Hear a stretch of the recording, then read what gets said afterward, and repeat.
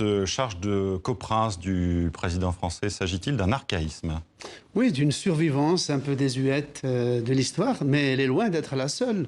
On peut ranger dans cette catégorie les îles anglo-normandes en Angleterre, Jersey, Monaco, Gibraltar. En fait, ce sont des survivances un peu désuètes, mais qui sont tout à fait concrètes.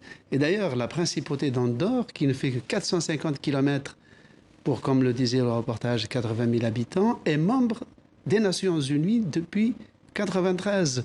Qui plus est, autre originalité, les deux coprinces, donc un évêque espagnol et le président de la République française, ne doivent pas avoir la nationalité d'Andorre. Ils ne peuvent l'avoir que s'ils renoncent à leur nationalité d'origine.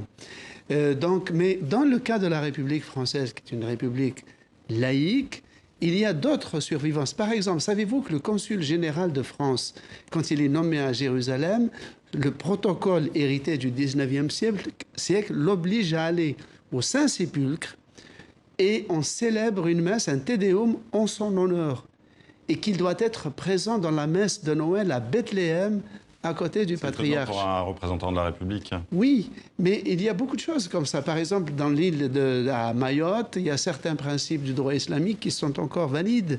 La loi de la séparation de l'État n'est pas appliquée en Alsace et en Moselle. Mais il y a pratiquement dans toutes les grandes démocraties des survivances comme ça, qui sont un peu folkloriques, mais qui fonctionnent.